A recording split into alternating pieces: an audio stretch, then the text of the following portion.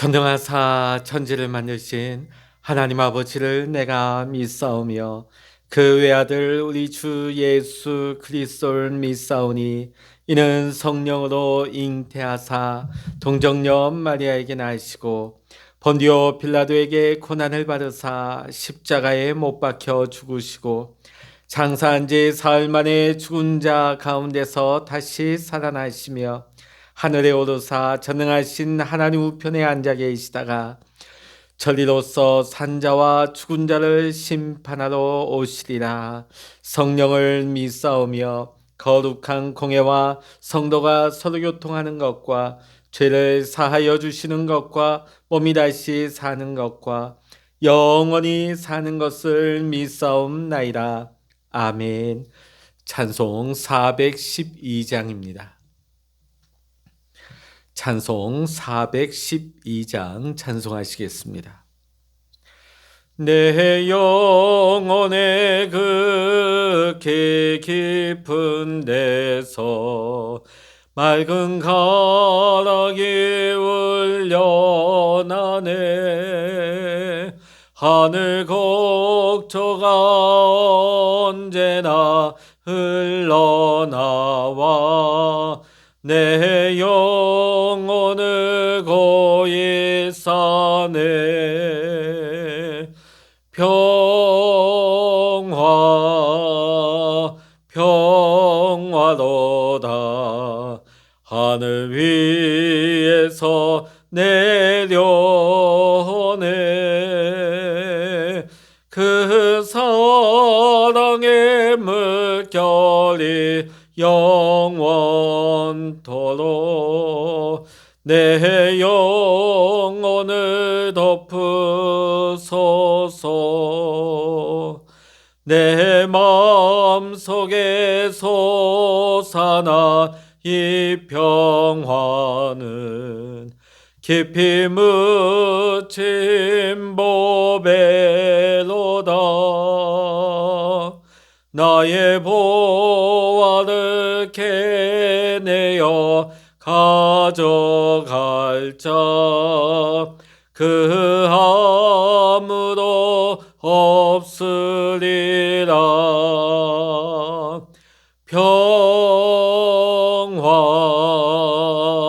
평화로다.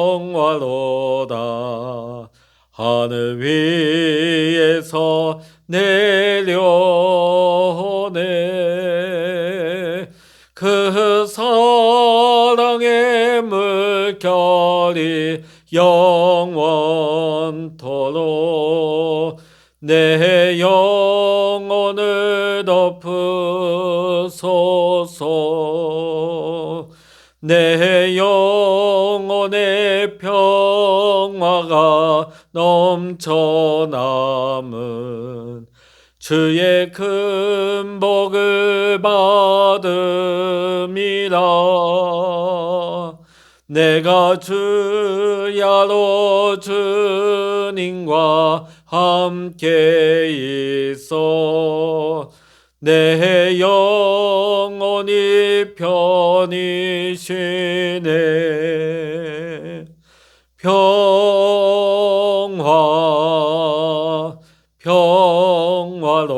평화로다. 하늘 위에서 내려오네. 그 사랑의 물결이 영원토록 내 영혼을 덮으소서. 이 땅 위에 험한 길 가는 동안 참된 평화가 어디 있나. 우리 모두 다 예수를 친구 삼아 참 평화를 누리겠네.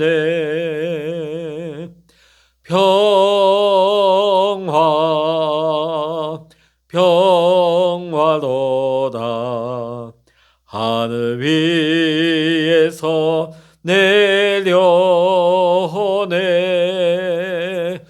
그 사랑의 물결이 영원토록 내 영혼을 덮으소서. 아멘. 이 시간 우리에게 주시는 하나님의 말씀, 구약 시편 120편입니다. 구약 896면 시편 120편 1절로부터 7절까지의 말씀 우리 같이 읽도록 하겠습니다. 시편 120편입니다. 내가 환난 중에 여호와께 부르짖었더니 내게 응답하셨도다. 여호와여, 거짓된 입술과 속이는 혀에서 내 생명을 건져 주소서. 너 속이는 혀여, 무엇을 내게 주며 무엇을 내게 더할꼬. 장사의 날카로운 화살과 로뎀나무 숯불이로다. 매색에 머물며 계달의 장막 중에 머무는 것이 내게 화로다. 내가 화평을 미워하는 자들과 함께 오래 거주하였도다. 내가 화평을 원할지라도 내가 말할 때에 그들은 싸우려 하는도다. 아멘. 할렐루야. 오늘도 함께 기도하시는 우리 모든 믿음의 성도님들에게, 또 여러분의 가정과 여러분의 삶의 현장 가운데 오늘도 하나님의 크신 은혜와 평강과 하나님의 응답의 축복이 함께 하시기를 주의 이름으로 간절히 축원합니다. 오늘부터 우리는 시편 120편을 보게 됩니다. 시편 120편부터 134편까지를 가리켜서 순례자의 노래라고 부릅니다. 순례자가 무엇입니까? 오직 하나님만을 갈망하며 성전을 향하여서 먼 여행을 떠나는 나그네인 것이죠. 성전을 향해서 올라가려면 광야길을 따라 고도가 높은 곳에 위치한 예루살렘 성전까지 계속해서 올라가야 하는 험한 여정길인 것입니다. 그 힘든 길을 올라가는 동안에 순례자들은 노래를 불렀습니다. 그 노래가 바로 시편 120편부터 134편까지입니다. 오늘부터 우리는 같이 이 순례자의 노래를 함께 보면서 같이 은혜를 나누고자 합니다. 오늘 우리가 함께 본 본문 시편 120편은 이 악한 세상을 살아가는 성도들의 고통스러운 탄식의 내용이 나오고 있습니다. 세상은 너무나 악하기 때문에 악인들이 가득 차 있죠. 온 사방에 사기꾼들과 기만자들, 악한 사람들, 거짓을 일삼는 사람들이 우리 주변에 우리와 함께 더불어 살아가고 있는 것입니다. 악한 사람들과 함께 사는 것이 얼마나 고통스러운지는 여러분 잘 알 것입니다. 자, 우리 주위에 악한 사람들이 많다 보니까 오늘 이 시대에 우리의 마음도 어떻습니까? 순수한 마음을 잃어버리는 것입니다. 순수하고 순진하다 보면 당할 수밖에 없거든요. 그러다 보니까 우리도 그들만큼은 아니어도 우리가 순수한 마음을 많이 잃어버렸습니다. 그리고 어떤 면에서는 그들과 똑같은 방식으로 그들에게 되갚아주고 그들에게 대항하여서 싸우려고 하는 모습들이 우리 안에 많이 있습니다. 우리 믿음의 성도님들은 세상의 길로 가서는 안 되겠습니다. 세상 사람들 똑같은 방법으로 보복하고 되갚아주고 복수해주고 같이 같은 방법으로 싸우지만 그래야만이 똑똑하다고 여기는 악한 시대가 되고 말았지만은 우리 믿음의 성도님들이 그렇게 되면 우리도 똑같은 사람이 되고 만다는 것입니다. 그들과 똑같은 그 악한 모습이 우리 속에도 들어오게 될 뿐만 아니라 영적으로 우리는 메마를 수밖에 없는 것입니다. 에베소 교회가 이단들과 치열하게 싸워서 이단들로부터 교회는 지켜냅니다. 그러나 그 치열하게 싸우는 과정 가운데서 주님께 어떤 책망을 들어야 했습니까? 처음 사랑을 잃어버렸다는 책망을 들어야만 했습니다. 우리 주님은 평화의 왕이 되십니다. 예수님 때문에 하나님과 우리가 평화를 누리게 되었습니다. 아담과 하와가 하나님의 말씀에 불순종하여 그들이 에덴 동산에서 쫓겨난 이후로부터 하나님과 우리는 원수가 되었습니다. 내 예수 그리스도께서 이 땅에 오심으로 말미암아 하나님과 원수된 우리를 화해시키셨습니다.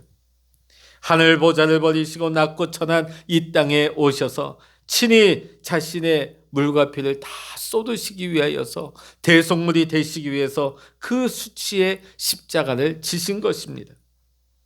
그리고 우리를 구원하시고 우리에게도 이 화해의 직분을 우리에게 주셨습니다. 고린도 후서 5장 18절의 말씀 보면 그가 그리스도로 말미암아 우리를 자기와 화목하게 하시고 또 우리에게 화목하게 하는 직분을 주셨다고 말씀하고 있습니다. 그래서 오늘 시편 기자는 이렇게 기도합니다. 우리 2절의 말씀 같이 한번 읽어보십니다.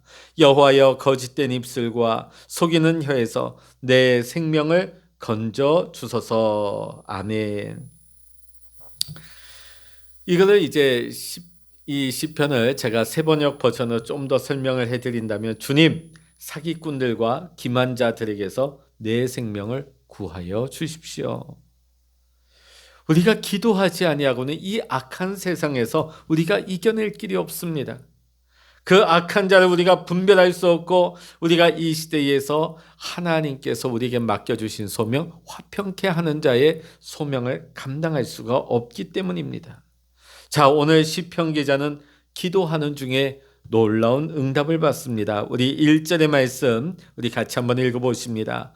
내가 환난 중에 여호와께 부르짖었더니 내게 응답하셨도다. 응답을 주셨어요, 하나님이. 자, 그러면 기도했더니 주변에 악한 자들이 다 사라져 버렸을까요? 그 환경에 한순간에 뒤집혀 버렸을까요? 불행 끝 행복 시작이 되었을까요? 그렇지 않습니다.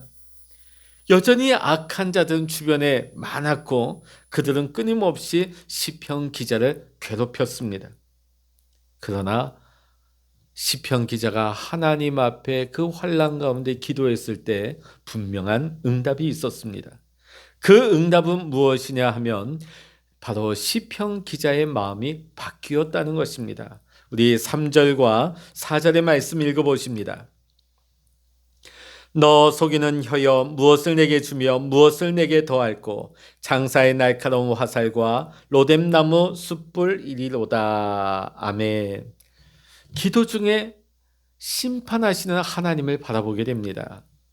그리고 이 세상에 악한 자들이 처할 마지막 심판이 깨달아지게 되는 것이죠. 그러다 보니까 탄식과 두려움이 사라지게 되는 것입니다. 저는 오늘 이 시편 120편을 읽으면서 이 시편 기자에게 은혜를 받고 감동되는 것이 있습니다. 자, 그것은 뭐냐면 마지막 7절의 말씀이에요. 7절 말씀 읽어보십니다. 나는 화평을 원할지라도 내가 말할 때에 그들은 싸우려 하는도다. 아멘. 오늘 7절의 말씀 보면 시편 기자는 나는 화평을 원한다. 자, 이것을 우리가 세번역 버전으로 좀 더 쉽게 보자면 나는 평화를 사랑하는 사람이다. 이런 표현이 나옵니다. 나는 평화를 사랑합니다. 자, 오늘 우리도 이 세상의 정치인이나 이 세상의 그 누구라 할지라도 평화를 말하지 않는 사람이 없고 평화를 사랑한다고 다 말을 하지 나는 전쟁을 좋아한다, 나는 싸우는 걸 좋아한다 그렇게 말하는 사람은 없습니다. 다 평화를 말하지요. 다 평화를 말하지만 누구나 이렇게 나는 평화를 사랑합니다 이렇게 말할 수 있는 것은 아니라는 것이에요. 나는 평화를 사랑합니다. 사실 우리가 우리 민족을 말할 때 우리 민족은 평화를 사랑하는 민족이다. 왜냐하면 우리가 5,000년, 반만 년의 역사 가운데 다른 민족을, 다른 나라를 한 번도 쳐들어간 적이 없기 때문이다. 자, 그러면 우리 민족이 정말 평화의 민족일까요? 평화를 사랑하는 민족일까요? 그것은 아닙니다. 우리가 다른 나라를 쳐들어가지 못한 것은 우리에게 힘이 없었기 때문이죠. 끊임없이 외침을 받느라 쳐들어갈 능력이나 형편이 되지 않았기 때문이지 우리가 너무나 평화스러운 민족이었기 때문에 평화의 민족이기 때문에 쳐들어가지 않은 것이 아닙니다. 만약 우리 민족이 정말 평화를 사랑하는 민족이라면 오래전에 우리 민족 안에 이 평화를 우리는 실현했을 것입니다. 끊임없이 우리 안에도 분열이 있었고 우리 안에도 싸움이 우리 민족 안에도 끊이지 않았다는 것입니다. 우리 안에도 나와 다른 사람들을 꺾고 경쟁하고 죽이고 싶은 호전성이 우리 안에 도사리고 있는 것입니다. 평화를 사랑한다. 이것은 단순히 싸우는 것 싫다 그 정도의 수준이 아닙니다. 오늘 말씀에서 표현하고 있는 평화를 사랑한다, 평화를 원한다, 이것은 나는 싸우기 싫어요, 나는 싸우는 게 겁나요, 그런 차원이 아닙니다. 나는 어떤 난관이 있어도, 나는 어떤 희생을 치른다 할지라도 평화를 향하여 나아가는 사람이 될 것입니다. 이런 믿음의 고백이 되는 것이죠. 어떻게 하면 이렇게 될까요? 내가 어떤 희생을 치른다 할지라도, 어떤 어려움이 있다 할지라도 나는 평화를 위하여 전진할 것입니다. 평화를 사랑하면 그렇게 됩니다. 제가 아까 말씀드렸죠? 우리 주님은 평화의 왕이라고 했습니다. 평화의 왕이신 우리 주님을 사랑하면 우리는 평화를 사랑하게 되는 것입니다. 세상에도 보면 사랑하는 여인을 위하여 왕위를 포기하는 사람이 있습니다. 또 자식을 사랑하기 때문에 부모가 희생하는 것 아니겠습니까? 사랑하는 성도 여러분, 여러분은 정말 평화를 사랑하십니까? 오늘 시편 120편은 이것을 우리에게 묻고 있는 것입니다. 사실 지금 시편 기자의 환경이 어떻습니까? 온 주변의 악한 자들로 인하여서 말할 수 없는 고통을 당하고 있습니다. 그 현실이 5절, 6절, 7절에 잘 나타나고 있죠. 이런 극한 어려움의 상황들, 악한 자들에게 시달리고 공격당하는 상황에서 이 시편 기자가 평화를 사랑한다 하는 말하는 것이 정말 놀라운 것이죠. 참 쉽지 않은 일입니다. 바로 이것은 시편 기자가 하나님과 동행하는 사람이다, 하나님과 동행하는 삶을 살고 있다고 하는 부인할 수 없는 증거가 되는 것입니다. 우리 그리스도인들이 무슨 일이 있어도 붙잡아야 할 말씀이 두 가지가 있습니다. 하나는 요한복음 3장 16절입니다. 하나님이 세상을 이처럼 사랑하사 독생자를 주셨으니 이는 그를 믿는 자마다 멸망하지 않고 영생을 얻게 하려 하심이라. 아멘. 또 하나의 말씀은 히브리서 12장 14절의 말씀입니다. 제가 새번역 버전으로 말씀을 읽어드립니다. 모든 사람과 더불어 화평하게 지내고 거룩하게 살기를 힘쓰십시오. 거룩해지지 않고서는 아무도 주님을 뵙지 못할 것입니다. 오늘 여기 히브리서 12장 14절의 말씀 보면 화평함뿐만이 아니라 거룩함도 지키라고 말씀하고 있습니다. 단순히 싸우지 않기 위해서 세상에 보면 오히려 악한 자의 눈치를 보고 악한 자의 비율을 맞추고 오히려 그러다 보니까 악한 자의 편에 서서 악한 자가 하자는 대로 끌려다니면서 나는 평화를 지키고 있다, 그러는 경우도 있습니다. 평화를 지킨다. 그게 진짜 평화일까요? 그들이 말하는 평화가 진정한 평화일까요? 그렇지 않습니다. 오히려 그 평화는 가짜 평화죠. 악한 자들의 힘을 실어주고 악한 자들의 편에 서는 것이며 오히려 악한 자들의 그 명령에 따르는 하수인이 되는 것이죠. 예수님께서는 마태복음 10장 34절의 말씀에서 내가 세상에 화평을 주러 온 줄로 생각하지 말라. 화평이 아니요 검을 주러 왔노라. 굉장히 모순되지 않죠? 모순되지 않습니까? 내가 세상에 화평을 주러 왔다. 예수님은 그렇게 우리에게 보여줬습니다. 자, 그런데 그 뒷부분 보면 화평이 아니요 검을 주러 왔다. 자, 이 말은 뭐냐면 평화하자고 아까 제가 말씀드린 것처럼 악인에게 힘을 실어주고 그들에게 굽실대고 그들의 하자는 대로 쫓아가고 악과 타협하는 것, 그것은 평화가 아니라는 거예요. 평화를 위해서, 평화를 지켜내기 위해서 오히려 그 악과 싸워야 한다는 것입니다. 그 악한 자의 길에서 떠나야 된다는 것입니다. 국가도 마찬가지고 사회도 그렇고 우리 개인도 마찬가지입니다. 우리는 말씀을 붙잡아야 합니다. 성경이 우리에게 화평함과 거룩함을 이루라고 하셨다면 그렇게 할 수 있다는 말이겠죠. 하나님은 우리가 할 수 없는 것을 우리에게 무리하게 요구하시는 것이 아닙니다. 그러기에 오늘 우리는 이 말씀을 붙잡아야 합니다. 화평함과 거룩함. 근데 우리가 살면서 보면 모든 사람과 화평하고 거룩하게 살지 못하는 이유가 무엇일까요? 그것은 우리가 이 말씀을 분명하게 붙잡지 못하기 때문입니다. 여러분, 이 용서와 화해는 전적으로 하나님만이 하실 수가 있는 것입니다. 자, 그런데 하나님으로부터 이 용서와 화해의 능력이 임하는 것인데 오직 우리 사람에게만 하나님께서는 용서의 능력을 주셨습니다. 여러분, 세상 어떤 피조물이 어떤 동물이 용서한다는 것 여러분 보셨습니까? 그러지 않죠. 오늘 하나님께서 우리 사람들에게만 용서하는 능력을 주셨어요.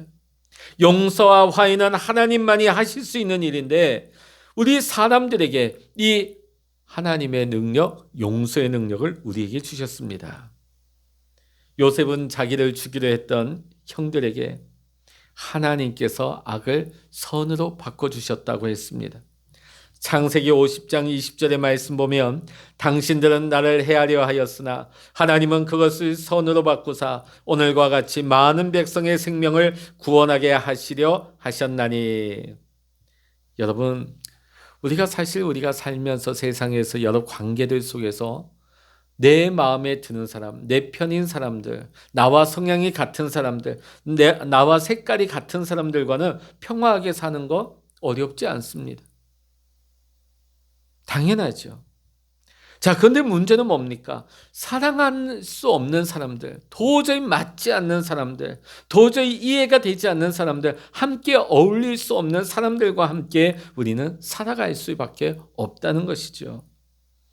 그들과 함께 이 땅에 살아가면서 우리가 평화를 이루어내는 일이야말로 진짜 중요하고 귀한 일인 것입니다. 요즘 우리나라 사회를 보면 국민들이 아주 극단적으로 진영의 논리에서 아주 편이 갈라지고 분열되어지고 예전에 보다 아주 극단으로 치닫는 모습을 보게 되어집니다. 양진영의 논리를 가만 보면 다 나라 사랑하는 마음이 뜨겁습니다. 자, 그런데 문제는 뭘까요? 왜 자꾸만 이 극단적으로 진영이 나누어질까요? 다른 사람의, 내 편이 아닌 다른 사람의 의견은 들으려 하지 않아요. 보지 않으려 합니다. 듣지 않으려고 귀를 막아버리는 것입니다. 여러분, 우리가 비판할 것은 비판하더라도 내 생각과 다르다고, 내 편이 아니라고 해서 무조건 공격하고 헐뜯고 싸우려만 해서는 안 될 것입니다. 진리는 좌로나 우로나 치우쳐서는 안 되는 것입니다. 지금 이 순간 이 나라와 이 사회를 바라보시는 하나님의 마음은 어떠실까요? 하나님은 이 나라와 민족을 어떻게 인도하기를 원하실까요? 더욱이 지금 대선을 앞두고 더 극단으로 치달을 것입니다. 더 진영의 논리는 팽배해질 것이고 가족 안에서조차 이것은 나누어지게 될 것입니다. 이러할 때 우리 그리스도인들은 어떻게 될까요? 사실 저도 교회 안에서 목회 사역을 하면서 행여나 어떤 정치적인 색깔, 정치적인 성향이 나타날까 굉장히 조심스럽습니다. 왜냐하면 교회 안에 성도님들 안에도 이 진영이 나누어져 있거든요. 극단으로 나누어질 수 있습니다. 이럴 때 우리 그리스도인들은 어떻게 해야 되겠습니까? 이 세상의 논리와 같이 똑같이 우리는 진영의 논리를 교회 안에서까지 가지고 와서 싸우고 비판하고 서로 우리가 나누어져야 되겠습니까? 이때에 우리 믿음의 성도님들은 기도해야 하는 것입니다. 분명한 것은 화해의 사역, 화평케 하는 사역이야말로 우리 주님의 사역이십니다. 그 일을 위하여서 우리가 구원을 받았습니다. 하나님과 우리가 화해한 것처럼 오늘 이 세상이 하나님과 화해할 수 있도록, 또 이웃과 이웃이 화해할 수 있도록 우리는 이곳에 부름을 받았습니다. 이 시대와 역사에 우리가 부름을 받았습니다. 우리가 화해자로 나서게 되면 때로는 양쪽에서 다 공격을 받을 수 있고 우리는 미움을 받을 수도 있습니다. 그렇다고 해서 우리가 포기해서는 안 될 것입니다. 정말 우리가 모든 사람과 화평하게 지낼 수 있을까요? 가능합니다. 믿음 안에서 가능합니다. 이것은 믿음의 문제입니다. 여러분, 하나님께서 못하실 것이 무엇이겠습니까? 천지 창조도, 동정녀 탄생도 믿으면서 성령이 우리를 하나 되게 하시면 왜 우리가 믿지 못하는 것일까요? 세상을, 천지를 창조하신 하나님은 능히 갈라진 우리도 하나 되게 하시는, 화평케 하시는 능력의 하나님이 되시는 줄로 믿습니다.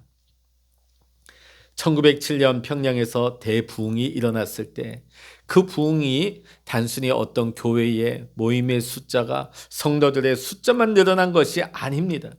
그 부흥은 화해의 사역이었습니다. 화평케 되는 부흥이었습니다. 교회의 지도자가 하나 되고, 성도들이 하나 되고, 고부간에 하나가 되어지고, 부부가 하나 되어지고, 빚준 자와 빚진 자가 하나가 되어지고, 이 모든 것이 하나님이 하신 일입니다. 이런 부흥이 일어나게 된 것은 선교사님들과 한국교회 지도자들이 이를 위해서 3년 동안이나 기도로 준비했기 때문입니다.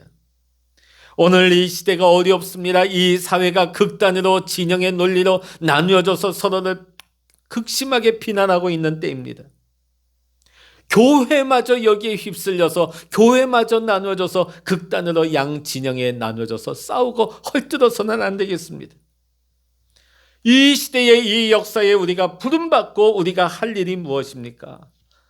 주 예수님을 바라보면서 합심하여 기도해야 할 것입니다. 이 사명을 우리 교회는 받았습니다. 이 사명을 우리 믿음의 성도님들은 받았습니다.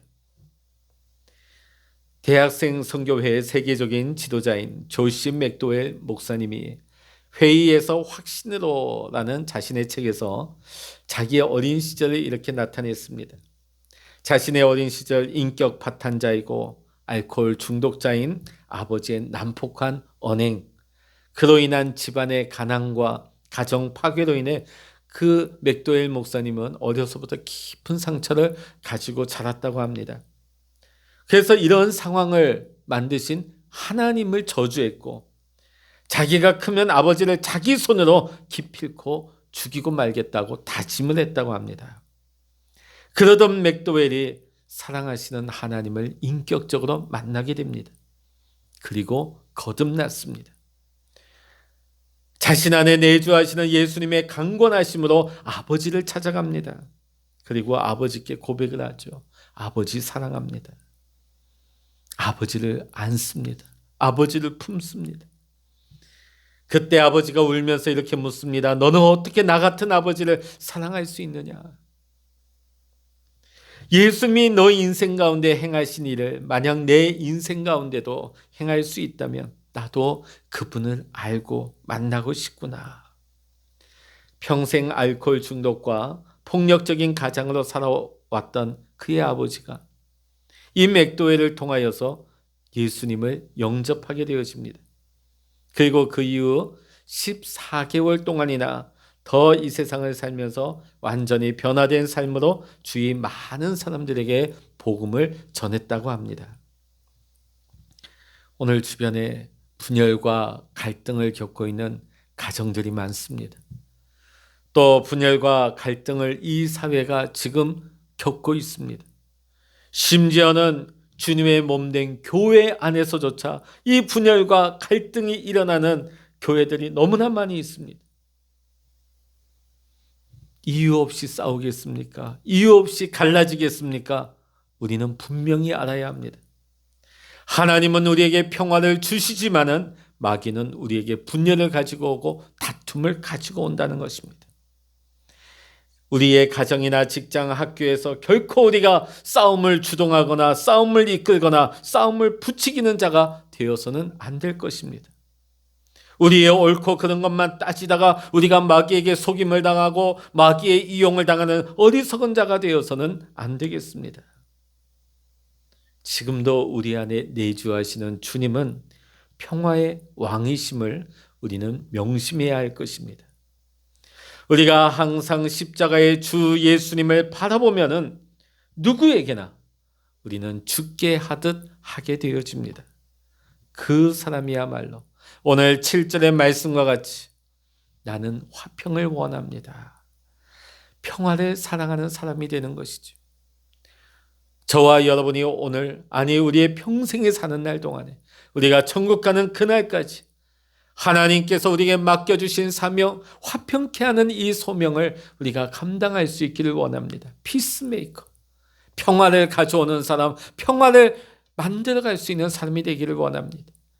분열과 갈등과 다툼과 반목이 끊어지지 않는 이 사회 속에, 이 갈등의 사회 속에서 오늘 우리가 그곳에 들어가서 그리스도인들이 그곳에 있음으로 말미암아서 화평케 하는, 화해되는 사역이, 하나 되는 놀라운 성령의 사역이 일어날 수 있기를 주의 이름으로 간절히 축원합니다. 내가 어떻게 할 수 있지? 내가 어떻게 그런 일을 할까? 하나님이 이루십니다. 하나님의 능력이 여러분 안에 임하십니다. 평화의 능력이 여러분 안에 임하실 때에 능히 그 일들을 우리는 감당하게 될 줄로 믿습니다. 기도하시겠습니다. 할렐루야. 하나님 아버지, 오늘 시편의 기자는 나는 평화를 사랑합니다. 오늘 우리가 평화의 주님을 우리가 사랑하고 주님을 우리 가운데 모시고 살아간다면, 하나님과 우리가 화해케 되었다면 하나님 그 평화를 나만 누리는 것이 아니라 우리 주변 많은 이웃들에게 화해를 베풀며 또 화해케 하는 자가 되게 하여 주시옵소서. 하나님 우리에게 사명을 주셨습니다. 화평케 하는 사명을 주셨습니다. 오늘 우리의 사회가 너무나 극심하게 진영 논리로 나누어져 있고 반목하고 다투고 서로를 비난하는 시대입니다. 하나님 아버지, 우리마저도 아버지 그 흐름에 휩싸여서 서로를 향하여 손가락질하고 반목할 것이 아니라 하나님, 우리 그리스도인들, 우리 구원받은 믿음의 성도님들은 평화의 사도가 되게 하여 주시옵소서. 피스메이커가 되기를 원합니다. 우리 성도님들이 가정에 있을 때에 우리 가정이 화목히 되게 하시고, 아버지 우리가 학교나 우리의 일터나 우리의 관계 속에 하나님 아버지 우리가 사회 만남 속에 들어갈 때에 하나님 그곳에 분열이 그치게 하시고 반목이 그치게 하시고 하나 되는 하나님 놀라운 은혜의 역사가 일어나게 하여 주시옵소서. 하나님 우리에게는 그럴 능력이 없지만 아버지 우리가 사랑하는 하나님, 아버지 지금도 우리 안에 내주하시는 평화의 주님께서 하나님 이 평화를 이룰 수 있는 능력을 하나님 우리가 구하고 찾고 두드릴 때에 우리 안에 허락하여 주실 줄로 믿습니다. 하나님 아버지 오늘 이 아침에도 아버지 우리의 소원, 우리의 간구의 제목들을 아버지 우리의 기도의 골방에서 고하고 아버지 구할 때에, 찾을 때에, 두드릴 때에 하나님 열리게 하여 주시고 하나님의 뜻이, 하나님의 방법이 오늘도 우리의 삶 속에 나타나게 하시고 오늘도 하나님과 동행할 수 있는 귀하고 복된 날, 축복의 날이 되게 하여 주시옵소서. 화평케 하는 귀한 날 되게 하여 주시옵소서. 모든 감사와 영광을 우리 주님께 올려드리며 우리 주 예수 그리스도의 이름으로 간절히 기도하옵나이다. 아멘. 찬양하라 내 영혼아, 찬양하라 내 영혼아, 내 속에 있는 것들아 다 찬양하라. 기도하라 내 영혼아, 기도하라 내 내 속에 있는 것들아 다 기도하라. 주여 일창을 합심하여 기도하십니다. 주여